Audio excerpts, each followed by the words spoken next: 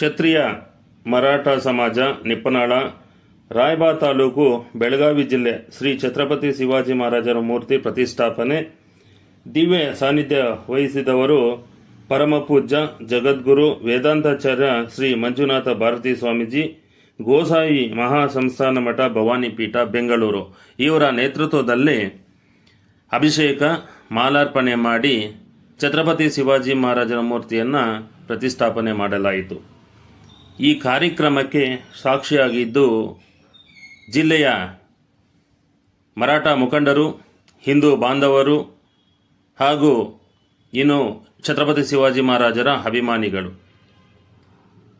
ಹಿಂದುವಿ ಸ್ವರಾಜ್ಯ ಸಂಕಲ್ಪ ಕಂಡಂಥ ಮಹಾನ್ ರಾಜ ಛತ್ರಪತಿ ಶಿವಾಜಿ ಮಹಾರಾಜರು ಅಂಥವರ ಮೂರ್ತಿಯನ್ನು 400 ವರ್ಷ ಕಳೆದರೂ ಮತ್ತೆ ಎಲ್ಲ ಜಿಲ್ಲೆಗಳಲ್ಲಿ ರಾಜ್ಯದ ಅನೇಕ ಕಡೆ ಪ್ರತಿಷ್ಠಾಪನೆ ಆಗ್ತಾ ಇರೋದು ಬಹಳ ಸಂತಸದ ವಿಷಯ. ಅವರ ಮಾರ್ಗದರ್ಶನದಲ್ಲಿ ಎಲ್ಲರೂ ನಡಿಬೇಕು. ಜಾತಿ ಕುಲ ಬಿಟ್ಟು ನಾವೆಲ್ಲ ಹಿಂದೂಗಳು ಎಂದು ಭಾವಿಸಿ ನಾವೆಲ್ಲ ನಡೆಯೋಣ ಅಂತ ಹೇಳ್ತಾ ಇದ್ದೀನಿ. ಧನ್ಯವಾದಗಳು.